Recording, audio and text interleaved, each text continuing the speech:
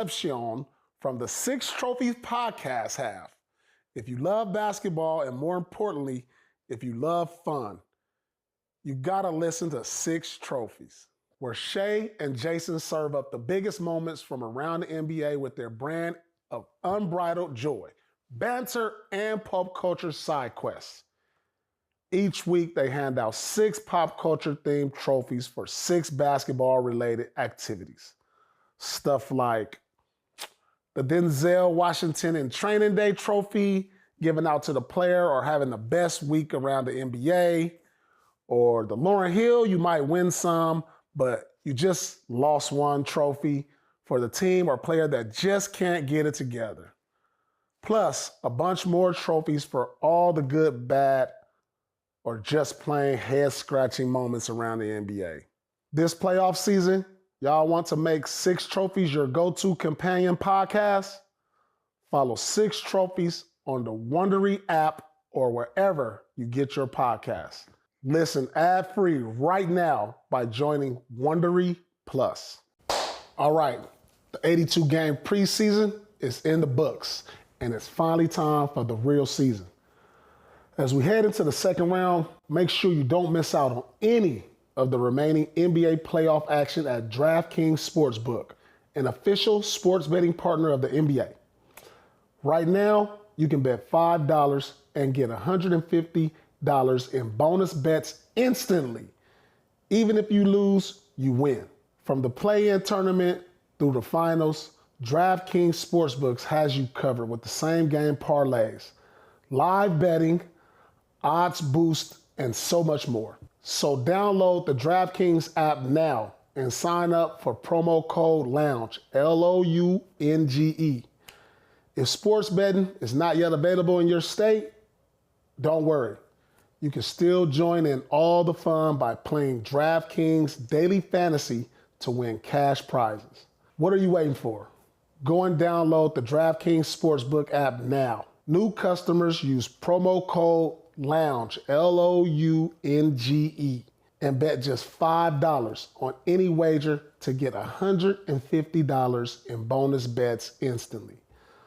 That's promo code LOUNGE, only on DraftKings Sportsbook. The crown is yours.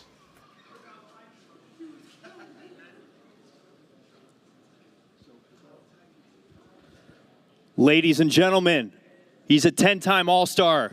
He's a Hall of Famer. He's a 2008 NBA champion. The Truth, Paul Pierce. Yo, what's up, y'all? Can y'all hear me? Can they hear me? Can they hear me? Can y'all hear me? What's up, y'all? Yeah, it's playoff time. Let's get it. Man, I'm excited to be here with y'all. It's playoff time, game 1, second round. We got Cleveland. You know what we did to them last time when LeBron was there. You know, we had to get them out of here. So same thing today. But look, I got my other co-host here with me today. I've been working with her on the jump, ESPN, the one, the only, Rachel Nichols. Come on now. What's up, Rach? What's up? I love that we both work at Fox now, too. Now we have like, Fox. You can check us out Undisputed in the morning. So I just kind of follow Paul everywhere because who doesn't, right? all right, Exactly. We're going to get right to it, man. We got a couple guests. Y'all already know them. We bringing them out from the OA team. Eddie House, Scalabrini, come on out. We're going to get right to it. Yeah. What's happening? Let's go. I'm glad we're able to bring this excitement. Y'all know what this time of the year is all about. We got expectations through the roof. You know, we don't raise nothing but NBA championship banners.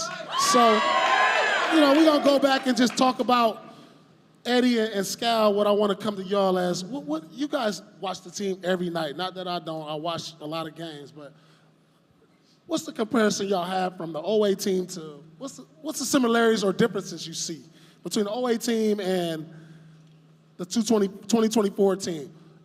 I would say the depth. You know, think about our team. Okay. We was from top to bottom. We had hitters. And on any given night, somebody could be that guy. For example, we seen Derek White with the 38. Then he double back with the 25, you know, and then unselfish superstars. You know, Jason Tatum only taking 9 shots in a closeout game against, you know, Miami, but doing the other things, you know, like you said it. Yeah. Your growth as a player, what did you see? You was like, oh, whatever the game needs me to do, that's what I'm gonna do. Well, the game needed him to make the pass, he'll get the hockey assist or the double hockey assist, or he'll get that rebound. So I think the depth is something that I could compare to that 08 team. Yeah, and for me, it's just, when you think about, and correct me if I'm wrong, you tasted it, Garnett tasted it, Ray Allen tasted it, but you didn't get the ultimate prize. Right. Same thing, Jason Tatum right there, Jaylen Brown right there, Al Horford right there. They're ready to win. That's the big difference. Where you guys were different in 08, you guys were ready to win. You would do whatever it took to win. It looks like to me, like Jason Tatum, Jaylen Brown, every game will do whatever it takes to win, and I think that's where the similarities start. But Paul, I know basketball-wise, you feel like there are differences in like the X and O on the court style, right? Mm-hmm. Oh, yeah, definitely. So I was asked this question. So for me, I'm like, yeah, it's the depth, but like the game has changed so much now. You know, they shoot threes like out of control. Like if you get 90 shots, this team will take like 50 threes. Right. Like, and that's a lot of pressure. I think we would have adjusted to that because we had a lot of great three-point shooting on our squad. But it was 2 totally different teams just about style of play, demeanor, the way we played. You know, I thought we played more of a half-court punch you in the mouth, throw it in the court, KG, and we kind of played off of that a lot. We was ghetto. Ghetto? We gambled. We was hood as hell. You know that. Come on, P. I like these to call folks it. are all We was hood. We was hood. This No, team a is good polished, ghetto. right? No, this No, team I is like to call polished. it. I like to call it. We had a lot of personality. Yes. I mean, I like To to say the least. I There's like no to KG say, on this team. We was hood. So I'll be feeling some days we be on the plane and we got our sponsors on the plane and then we playing Not a this good idea. loud, obnoxious music. Not a good idea. And then next thing you know, I'm shooting dice with Scal. and I'm Playing Boo-Ray. I'm sweating. loud. Shooting dice with Scal and Big Baby. And I'm looking like, I'm doing like this. But then, you know, but we in the middle of a 10-game win streak, so what y'all gonna say? Yeah. Nothing. I got this funny story. So one day we're in the locker room, the music's blasting, we got card game over here, we got dice game over here, we got people arguing over here. Doc comes in, all right, everyone settle down. They got to flash the lights. All right, everyone settle down, we're gonna watch some film. So finally the music goes down, like the dice stop, the card game stopped, and finally everyone just chilled. They went to press play, and there was a mistake, like 1 second. It didn't play for 1 second. Music went on, dice game started, card game. It took another 4 minutes to calm us back everybody down. calm down. So That's now, what it was like. I want to tell you guys, that's the reason the encore is here now. So it was like, let's shift this from the locker room. Can you guys imagine? can take it over there. Could you imagine if it was Man, him? that would have been crazy. Can you imagine? So Yes. that's the reason they built the encore. Scal, you were playing Boo-Ray with him? Man, No, I used to play in the JV game. Okay, But, I was and then- gonna say. And then we got KG and Ray, and I just went to the back of the plane. Scal was a watcher. He'll sit We there had and just such be a- looking. Well, Scal was smart. He wanted to hold on to his money. You don't play with the but star of the it team. we had a great dynamic, though. I will tell you this, Rachel. So we had the veteran game. So the veteran game was like me, Kevin, Ray, and Posey, and that was the veteran card game. And then you had the game with Rondo, Perk, Eddie, Tony I Allen. wasn't no JV player, but you better No, get but it your was shit just together. like You were on a it was JV just game. like that was No, the, no, no, It was salary. like we was I know, we was I know. the, we was the Right? older guys, and then the younger guys This had is their a salary table. discussion. Were y'all playing with M&Ms or what? No, it was big money. Actual cash. Okay. That was all big right, money all right. out Well, I know there. his game was cash. I didn't No, know it was what the- money. We weren't playing All right. with. No, it was money out All there. right. But the thing is, it brought us together. Of course. And, you know, Sometimes. and that's why we have these Sometimes. stories. Sometimes, right? Sometimes. But you know, anyways. But let's get back to this team, man. Well, I wanted to ask you guys about, you know, y'all around the team so often, and then when Paul comes into town, right? He lives in LA now. He lives in Lakerland. We won't tell anyone. But he's Yeah, always. I say the same thing. Yeah, I was gonna say. That's why I talk bad about him on Y'all TV. seen him on TV. You know where his heart is, which is what I was gonna say. I mean, he clearly bleeds green. What do you feel like the Boston reaction, and especially when you're in the building and then Paul walks in? What is it like when Paul walks in? All love, and you can hear the. I already know he's coming because you can. When he starts walking out of the tunnel, it's like murmurs, and then people start standing up, and then it starts, and then next thing you know, the crowd goes nuts. It's like that. It's like I'm coming back from the wheelchair. Yeah, you remember that? Hey, that's exactly what it's like. Every single time. Oh man, that's great. But like, I mean, what you guys feeling? I mean, Celtics great regular season. 64 wins this year? Yeah, 64. 64 wins, and I mean, it's a lot like you guys, right? That year, the 2008 year, it's the same wins. but like, second No, we round. had 66. 66. Okay. Yeah, we gotta get that. Sorry. We gotta get that straight. We had 66. Well, what I was gonna say is that we then got to a second round series against the Cavs. Yep. And I was with y'all. You know, I was one of my early Sports Center assignments was to basically like move in with you guys and be with you throughout the playoff runs of 2008. 2009 didn't work out the way we had all hoped, but 2010 obviously, and get into the finals there. And I guess just with that second round series, what do you guys remember from that Cavs series? And then talk about this one too, right? Have you watched that game ever? What, game 7? 7. I watched it a bunch. I watch it all the time. That's one of my favorite games I've ever No, I seen. do. I watched it all kidding. against the Cavs. That game 7 was crazy, man. No. Like, I swear that was it was a classic, like, Dominique, Larry Bird type thing. Because I looked up, and y'all both was up there in the 40s. I was like, oh. I think I blacked out. That's what I'm saying. Have you watched it? You haven't watched it? No shit. That was I've been to thousands of basketball games live. That is in my top 10 that I've ever been in the building for, ever. That was the and craziest. And that was a 2nd round game 7, but it was. It was the craziest battle incredible. Because, Paul, you blacked out, but I didn't. You know what I mean? I knew what was going. I didn't know what was going on until it got late in the 4th quarter, and I happened to look up at I was like, oh my God. And it was back and forth. It was like a classic battle. Yeah. Like, you went, he went. LeBron went. You went, he went. And y'all was guarding each other was the classic thing about the whole situation. Look, I'll never forget because I got home and I'm just kind of like, my adrenaline is still going. I'm kind of like still shaking. Like, I'm like, you know how you're just excited? You can't sleep. You can't. That's that Red Bull. You can't sit still. You just can't sit still. And I just remember Dana Barros was like, yo, you know what happened tonight? I was like, what? I was like, what? You did this. I was like, and I just like, I didn't understand the magnitude of it, you know, because I was just like, you know, it was 2nd round. Yeah. You know, but I didn't understand like the that was back an and forth part all-time of game. it. You know, I didn't understand that part of it. That was crazy. I swear that was one of the. I didn't realize until like after the season was over and I looked like, wow, that was kind of crazy. Because I was in the middle of it. Right, yeah, when you in the middle, you black out. But that was one of the best games I had ever been a part of. Because not only was y'all going crazy back and forth to each other, guarding each other, but all the little small plays that everybody made within that game to make things happen. But then we got to give credit to the crowd because the fans was out there off the charts, man. I'm telling you. Off the hook. And if it wasn't for is there anybody out here that was at that game? Oh, that's what's up. That's what's up. Yeah, right, man. But but if it wasn't for you and, you know, the crowd and everybody that was locked in like that, we not sitting here with these rings. You know what I'm saying? That was probably the hardest series. You know, everybody talk about we went 7 with Atlanta. To me, that wasn't that hard because we knew we dominated them. But that game, that series against Cleveland was the hardest series for us to get through. And then we went through Detroit after that. Hey, did you go to you played for Miami, right? I did play. After that? After that. Oh, see what I'm saying?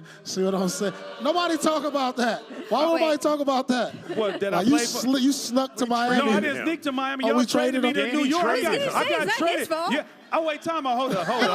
Here we go. Hold up. Here we go. What we not See finna what do. happened was. Here we What go. we not finna do is act Why you like gotta he do that? didn't go into the He office and be followed like, LeBron. I'll veto. Okay, he didn't veto the trade. You agreed on the trade. No, I didn't agree on nothing. I didn't know Yeah, what you was did. going on. Now he copping to the left, so he agreed on that trade. I didn't know who did we get? Nate Robinson. And how you feel about that? Come on, E-House. No, we know what happened.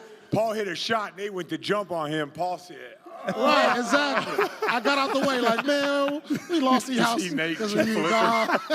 What you say? No, but How much do y'all miss when stars really guarded each other like that '08 game you're talking about? Because I miss that.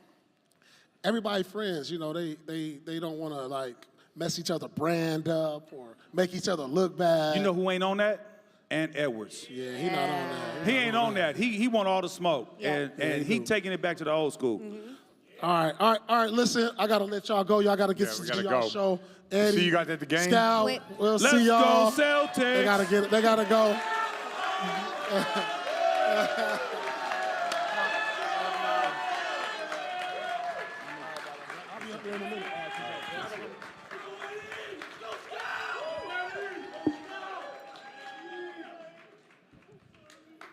You trying to trade Eddie away? No, that wasn't me. I'm telling you, I had no idea we traded him. I just came and he wasn't there no more. I have a question about your chains. Did you win both of those playing pool? Yeah, we had a pool. We had my boy right here, Inglewood 34. We had a pool match before the game. Yep, he got. Thank you. My other guy got me the chains. This is excellent. See, this is Boston love. That's why I always love coming back. But next up, we got. You guys know who created this foundation and this culture, the reason that we all bleed green, the reason that we're on our way to challenge for more banners in the future. Give it up for the owner, Wick Grossbeck.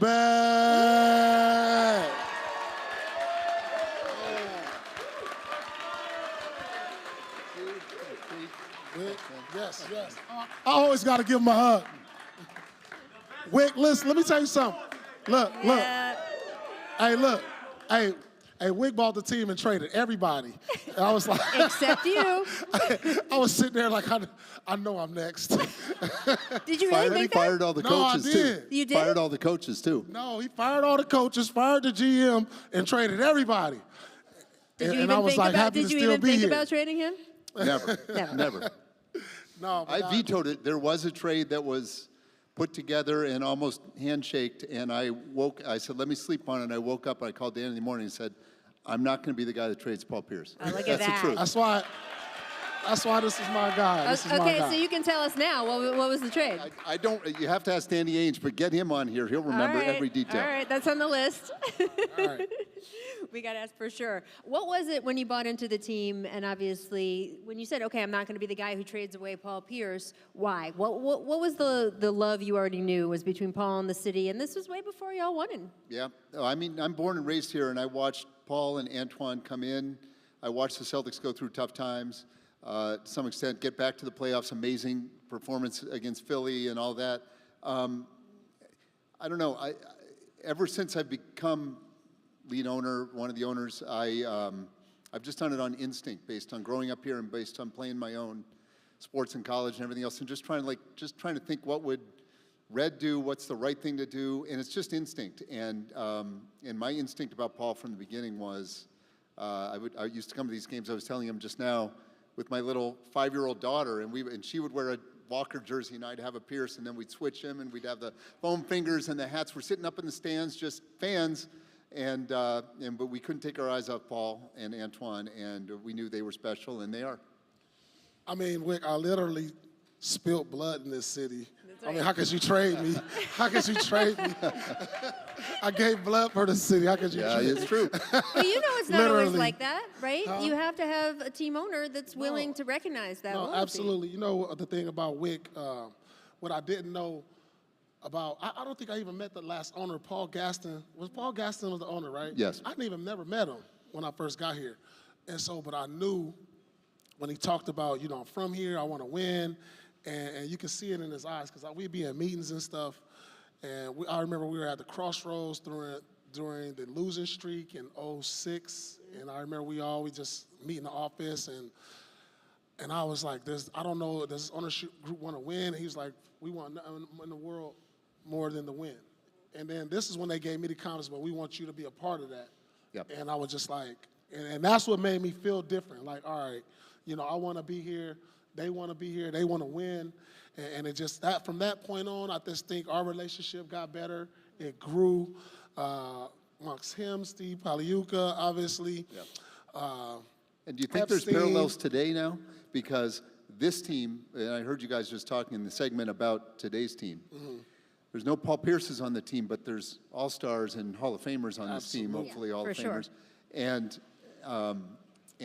they're in it for that, and we're all in it together still. That's still the feeling from 08 till 24. It's still here. Well, the bond is, y'all traded us for these guys that's in the gonna say, locker room right now. This isn't like OG. These are the picks that they got from trading me and KG. Right. But it was all good. We was like, we know the future. They're prepared for the future, and we all kind of like agreed to it. Danny talked to you though, right? Yeah, Ahead Danny of time? gave the good thing is, like, some players get traded and they get, next day you just look up on Twitter or Instagram. We had this dialogue, these conversations like, it's a possibility, guys, and it was like way months before. And that's so respect because Danny would trade his mother, so. Yeah, I know. Damn, Danny. Without telling her, without those conversations. And do you remember coming back with the Nets and we played those videos for Yeah. you guys? That was a very special moment. Yeah, that was cool. So you hear that I say it, you always hear that former Celtics players say it. It's always love when they come back. I hear Antoine, the way he talks about it. He went to Dallas after he went to Miami and won there, but it's not the same like coming back here. Yep. And you always hear the players say that, but that is a reflection on you and the culture we've created and the fans and the staff, everybody from the community relations, all the way down the line. And then, like Coach Mazzulla reached out to me and was like, we want you, to continue to come, and KG, and we love the culture here because I go to games. I've been to a Sacramento game. I went to a Clipper game. I don't go to Laker games, but and I never see the former players. Like, never. Right. You know what I'm saying? Yeah, like, totally. even on national televised games, I never see them. And so that just speaks volumes about what we created here amongst all of us. This is all of us. Yeah. And we're like a family. Yeah. And so that's what I love. Paul, let me say, 100 years from now, 200 years from now, you'll be remembered.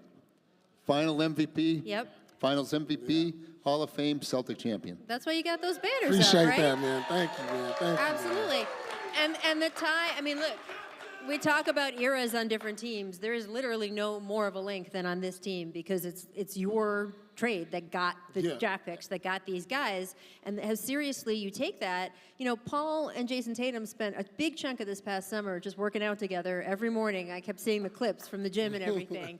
Now, is Paul Pierce with your young superstar a good thing, the influence? How did you feel about that? Well, you can I'm a teach him positive a lot, I'm sure, influence. on and off the court. No, listen, I tell them, y'all can call me to the gym. When we leave the gym, y'all go that way. I'm going this way. Exactly. I'm retired, remember. Y'all got to accomplish something. Right. What was the most important thing you want to get across to Jay when you all were together? Man, I just, I think what was expressed to me, I just wanted to kind of like let them know, like, it's not easy to win in this league. You got to wrap your mind around how tough it is, how hard it is to reach the mountaintop. So when you come to that point in a game or in a series where things ain't going your way, you got to wrap your mind around like, I should have known it wasn't going to be handed to me anyway. When I started to accept that, when I'm in foul trouble in the first half, I'm like, instead of getting frustrated, all right, this is what that is. How can I bounce back from all of that? And it's about the consistency of your work each and every day, and not getting bored with the process. Paul, can I ask you about closing games? Because I've never seen anybody close as well as you. And I used to sit right under the basket so I could watch you from the three-point line, and you would shoot at the buzzer, and you and I would be the only two that knew if it was going in right away, because I could tell, and you knew, but I could tell pretty quick. But it seemed like you got calmer. I did. Tenser it was. You calmed down. Where I'm going nuts, all the other players are going nuts. But you actually calmed down. Is that true? Is that how you felt? No, that's 100%, Wick. Because I remember times where we're taking the ball out, and I look at the other bench, and I give them a wink, like this is game. Like, yeah, I would. I call game. I promise you, because I would definitely calm down, because I just I pictured it already, whether it be me taking a shot or making the pass. I think you have to put yourself in pressure situations to stay calm so you just don't make fast or bad decisions. That's Hall of Fame right there, to be able to calm down under the most pressure. Yeah. That's Hall of Fame. You can take that into your business deals. Just when it's really time, just be like, I'm Paul Pierce. I'd like to. I'm calm. I'm trying to be Paul Pierce in every way I can. But at including the same calming time down. too, Wick, I didn't care about the criticism if I didn't come through either. That didn't bother me. And I think when it bothers you, it just What gets in your can't head, be right? It gets in your head. I agree. From day one, I said to myself, no matter what the media says or the press or the radio or whatever, if we lose, they're going to say these idiots lost the game, and they're going to be right. And if we win, they're going to have to say they won. Yeah. And so you got to just take the consequences and see if you can perform. Now, it's funny. You said something earlier when we were backstage that shocked me. You mortgaged your house to pay for part of buying this team? First of all, it must have been a very nice house. It wasn't even that nice a house, but this is back in the day. This is over 20 years ago, so yes, I did. I mortgaged my house. Obviously, the team has, it's exploded in value, billions of dollars of extra value, but was there a point where you were ever nervous in the first few years of owning the team, like, man, did I make the right decision, or it always felt like this was the thing to do? That's a great question. I always felt like this was going to be fine. The reason we did this, 100%, was for love and to win and to be part of Celtic pride and try to take care of this great thing. It's the truth. It's not a commercial. And so I didn't think that we were going to go broke. I didn't think the Celtics were going to go out of business. So I thought we'd be fine and pay the bills. I didn't know it would be a big financial success, but that we agreed. I brought in 20 partners, and we all agreed day one. I said, look, this is the deal. We're doing this for love, not money. I don't want to hear about other investments or what it could have been. If we ever have any extra money around here, we're putting it into the team. If there's extra after that, we'll share it. But that's it. That's the last money discussion we're ever going to have. And it's that way. And so if you operate that way as you own a team, if you say we're trying to do the right thing for the team, then all the good things happen. If you do it any other way, all the fans will see it through it, and everybody will be like, you're doing it for the wrong reason. So we did it. Honestly, my partners have been amazing. We are all fans who bought the team, and so we're with you, and we're all together, and we all own it together. All right, I'm here. Wait, all right, hold on, Wick. Hey, the team was bought for around $360 million back in 2003. Today, the valuation is $4.1 billion, around there, roughly speaking. So, Paul, I'm sorry, it's not for sale. 4.1. You got that kind of scratch? All right, love. I don't got that kind of scratch, but look, he said love, not money. What if Elon Musk be like, hey, I got $10 billion. Wait, what did he say? $10 So billion. what if Elon Musk offered you $10 billion? Oh, I don't think he knows if a basketball is blown up or stuffed. $20 billion. Come on, it's not for sale. $30 billion. Not for sale. Not for sale. $50 billion. Not before the game. Not before All the right. game. We gotta win another ring. All right, there y'all have it, man. Hey, he love the T. I just said 40, 50 billion. It ain't going nowhere, y'all. There you go. So what's the breakdown on this series? What are you guys worried about? What are you confident in? What do you think? What do y'all think? I think Celtics in 4.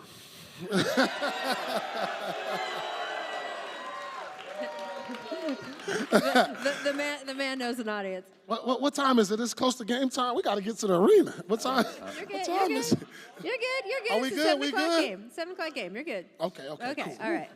Donovan Mitchell is special. Those guys can play, all of that. Cleveland's tough. There's good fans. So let's just win tonight, and we'll go from there. All right. Is there a Paul Pierce story you have never told? I haven't told, let's see. I don't think I told the one about. Well, he almost traded me for Chris Paul. No, maybe that's who it was. Did we or did we not? No, There yeah, you did. go. Okay. He did not. Did we or did we not? He's still in the league, by the way. Yeah, he is. Still chasing the title. Yeah,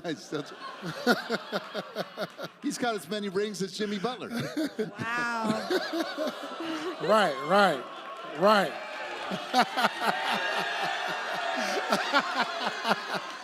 I never thought I would see the day that Pat Riley would fall on the Celtics side of an argument like he did the other day. That was remarkable. That was, anyway. Hey, so something we talked about in the back. So Wait, we got to get his Paul story. Come on. he's about to trade me. That's the one. Oh, the story? No. No, there was a time in training camp, and it was, I think it was 07 anyway, and the rookies were in. It was double sessions, and before the second practice, Doc said to the rookies, you make a half-court shot, and there's no afternoon practice. We're done for the week. We're done for training camp. All you have to do is make a half-court shot. And these 3 rookies got up there. I don't remember who the 3 were in 07 or 08, but there were a couple big men, and they were not going to make a half-court shot. Was it Perk? No, it wasn't Perk. But so somebody steps up and maybe hits the backboard. Someone steps up and did not hit the rim. Oh, I remember this. Oh. Yeah, all right. And somebody stepped up and missed again, and there's 3, and I'm in street clothes. Now, little did everybody know, I was over there every day shooting, and so Doc definitely didn't know. And I go, Doc, does it count? And Doc looks at me, he's like, are you kidding? It ought to count double, you know? Wick got this. He got this same outfit on with a sports coat. Yeah, right. Coming on the court. Right. Probably is the same. I don't really buy any clothes. And so I step up to I have to take like 3 running steps to get to the half-court line. I get it to the hoop. It backboard. Banks in. I banked it in. Banks in. And the first person to grab me is Paul Pierce. He puts me on his shoulders with KG. Are you serious? And they carry me off to the bar because practice was canceled. Oh, my God. Please tell me there's a photo somewhere. I was like, that was some bullshit, but we ain't got to practice today. Thanks, Wick. Yeah. That was the happiest they ever were with me. Please tell me there's a photo or video somewhere. But it's true. There's no photo, but that was a true story. That is incredible. I retired on the spot. I've never taken a half-court shot since. We got to take a minute, and by the way, thank DraftKings for this party we're having right now. How great. Jason. How great that they put this together, right? This is so sweet. I want to ask you guys about your favorite moments at the Garden. What do you think? What do you feel like? Favorite moments at the Garden, man. It was so many great moments because I just remember even in our dark years that the fans were still there. Oh, yeah. You know what I'm saying? I still think about that, like, and then it just once we started getting better, it just kept getting louder and louder. I mean, the favorite moments come after the dark moments. So we're in the finals, and Paul gets hurt, and the wheelchair, and he's off, and I'm like, well, that was nice. I'm going to spend the rest of my life saying I got to the finals. Yeah. Literally, that's what my thought that went through my mind. Right. That's it. We're not going to win the finals. I'm going to spend the rest of my life going, well, we were number 2. We were a finalist. And then he comes back out and hits 2 threes after that. You hit 2 threes. Yeah. We won that game. We won the series. The other favorite moment was Game 6. 28-point lead at halftime. Come back out. It's like, is there going to be a lull? Is there going to be a lapse? We pull it to 35 immediately. And I'm like, all of a sudden, I'm like, there's a trophy in the building. Yeah. And I've got goosebumps right now. Wow. Yeah, right. All right, so finals, we win. We're in the locker room. Me, KG, Ed Lacert, you know, everything's kind of dying down. This is an hour after everything. So we sitting here. It's me, KG, Ed Lacert, Pat Lynchy, who's a security. Ed Lacert is our team trainer. Team trainer. Sort of, yeah. And there's one more guy in the locker room. You know, the trainer. We're in the training room on the side, and then in the locker room, everybody's still kind of celebrating. But it's us 5, and there's another guy. So Lynchy, our team security, right there. So I think we didn't already ran out of champagne. Me and KG got a beer right now. So we like, oh man, that was crazy. That's amazing. And so I look up like, KG, who is this guy right here? He was already in there for like 30 minutes. He was like, I don't know, he not with you? I was like, I don't know, he not with you? He's like, no, Lynchy. He was like, hey man, he had a beer in his hand. He was like, I'm just a fan. And Lindsey was like, hey, man, come here, get out of here. What are you doing? And Lindsey grabbed him and took him out, man. That was the funniest thing ever. He was just chilling. He was just chilling. Just right here, just chilling, had a beer. I thought he was with KG. KG thought he was with me. All right. So one of y'all's got to go on Boston radio at some point. Call in to one of the shows and say, I was at the DraftKings party. Paul Pierce told this story. We got to find him. Put out the word. We got to find out who this guy was, right? No, straight up. Like, KG will, and then I told the story, but you know KG better at telling the stories. He'll tell you the same thing. Well, his will have more curse words in it, but you're a good storyteller. Oh, man, it was crazy. Then Lindsey grabbed him like, get out of here, get out of here. When I first started covering the league, y'all had beer in the locker room, though, after games. Yeah, it was the coaches. The coaches had their little cooler right there. Yeah. Yeah. I didn't experience it as the coaches. I don't drink beer. I understand, but I didn't No, experience this is it as Paul. the coaches. I don't drink beer. Beer. Yeah, beer. I don't drink beer. I experienced it as I'm more watching of a several players reposado walking guy, over red and wine, taking from the reposado. bucket. You're going to drink a little Cincoro tequila now. Yeah, some There Cincoro. you You go. know, I like a little Repo or some red wine. Yeah.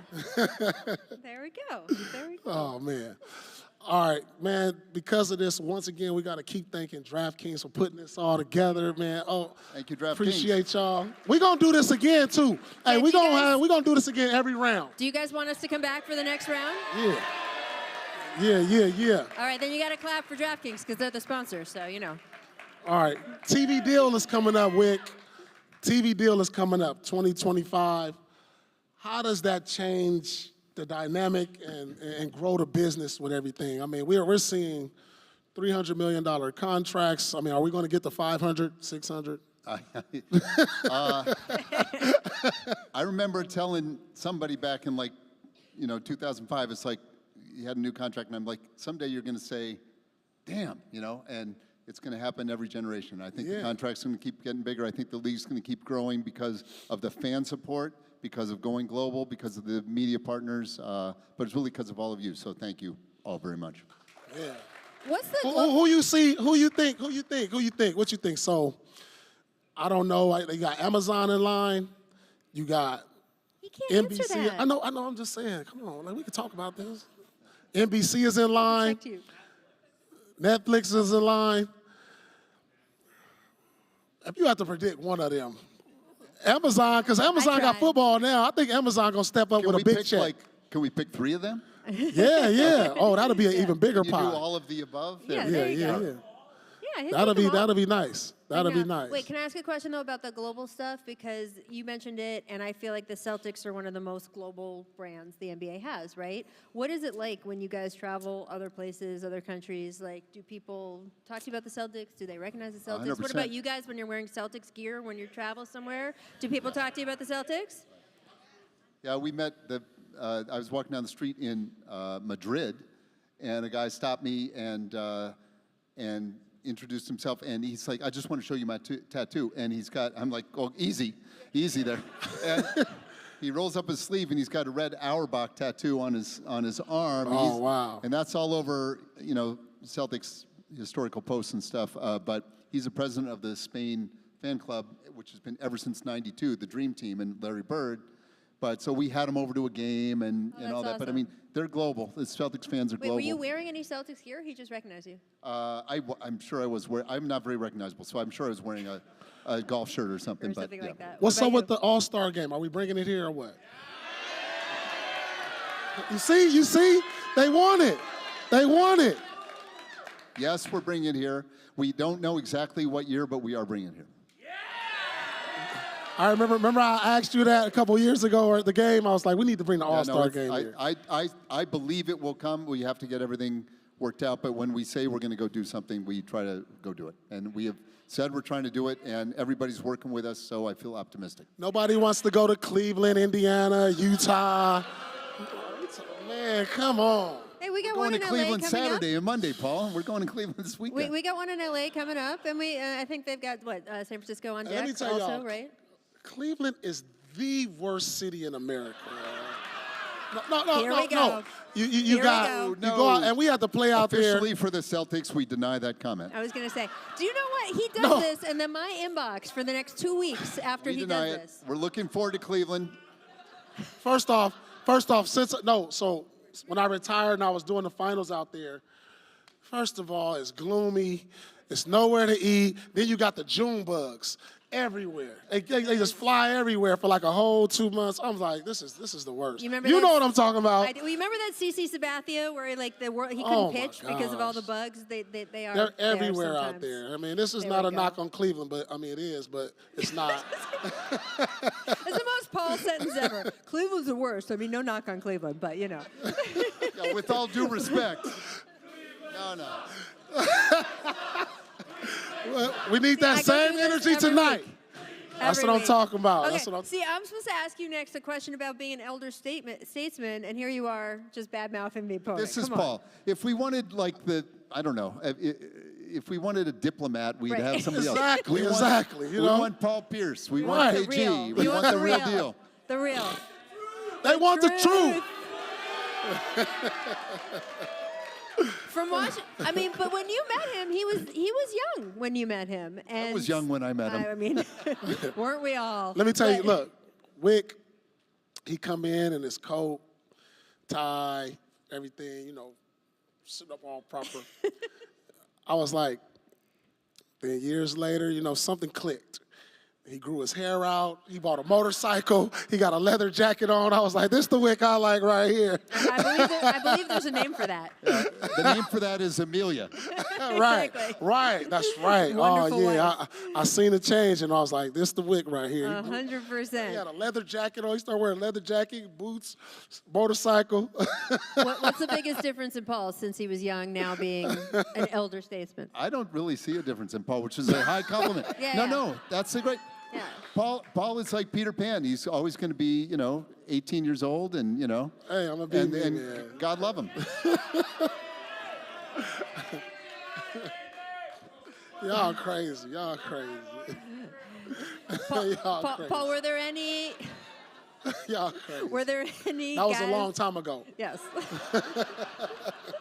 Just wait till next week. Was there any of the old heads around the team when you were a player that you were like, yeah, that's what's up. They still come to support us? Yeah, a lot of them came, man. Like Bill Russell would come to practice. I went to dinner with him a few times. What was that like? Man, it was just like, that's Bill Russell right there. I'm over here like. Bill Russell. No, puts just to hear ketchup his on stories, though, Bill man. Russell uses French. He one of the best storytellers, man. He had stories about when he played, and I used to be like, man, how you playing them low-top shoes? Like, they played in them low-top Converse. I used to ask him questions, and then y'all shorts was like way up here. Did y'all didn't wear what did y'all wear underneath the shorts? It was just, just to be around Havlicek, Kuzi, Cornbread. Still today, me and Cornbread got stories. It just shows you just the culture that we got here. That the former players that still come back and golf themselves with the team, and it's going to continue for like when I'm long gone. And how they showed me. And the reason I come back, so now when Tatum and these guys, when they retire, they're gone, they come back. And they're going to show off their championship rings, right? Yeah. So that's lit. It's lit. Right? Yeah, It's pretty cool. It's cool. It's funny. I mean, well, go ahead. Paul, we wouldn't have won it without you, obviously. So thanks, Truth. Man, I'm just the only regret I have. The only regret I had was not doubling up. That 09 team was the best one out of the three. That 09 team, we got injured KG, and then 2010 Game 7, man, they cheated us. Man, that fourth quarter. They got Danny. You already know. He called like 25 fouls on us. That fourth quarter, man. Oh, man. Yeah, I mean, it was just, that's the only regret. But, it was a good run. We said it was going to be a short run, but we fulfilled what we were supposed to do.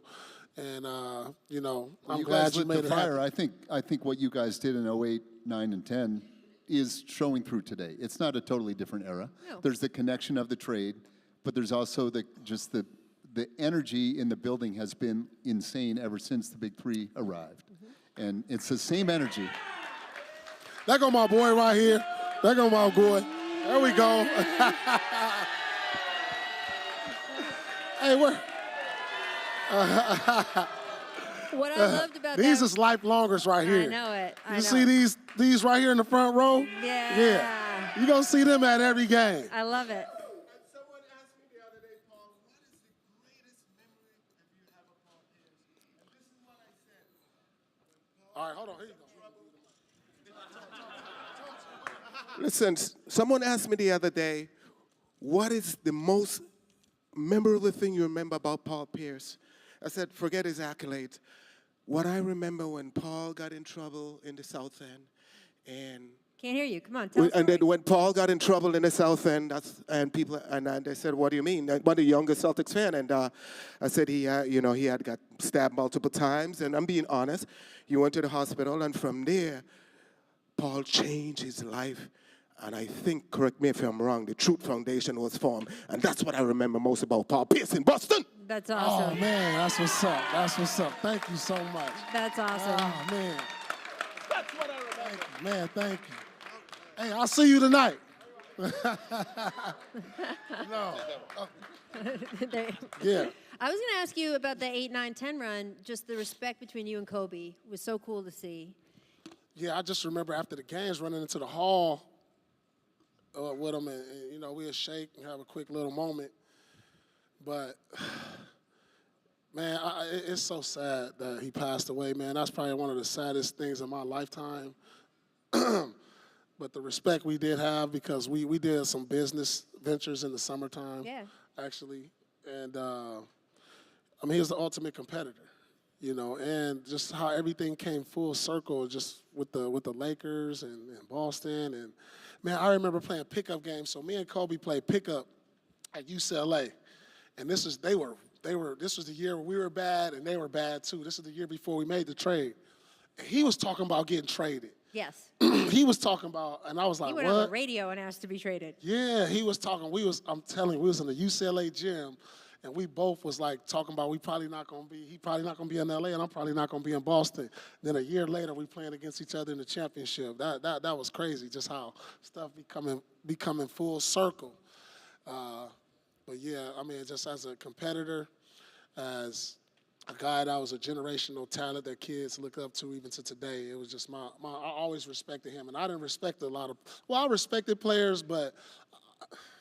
Well, that's what I was going to say, is that he didn't, I had spent a lot of time covering both you guys. Yeah. And Kobe could talk a lot of shit about a lot of guys, right? Yeah. Because he knew where he was, and he had a lot to say about where other guys were. And he always put you right up here with him. Always. Yeah, because I think we were cut from the same cloth for the most part. He was more skilled and different, but he understood where I came from. I understood where he came from, and that was where the respect came in at. He knew I wasn't going to back down from him either. Nope. Like, a lot of people did, so, shout out to one of the all-time greats. And I assume the title in those years, like as a whole, is what you look back on the most fondly. But was there moments? Guys, when they retire, always talk about the in-between moments, right? The gym, the practice, the bus. They're talking about Boo-Ray on the plane.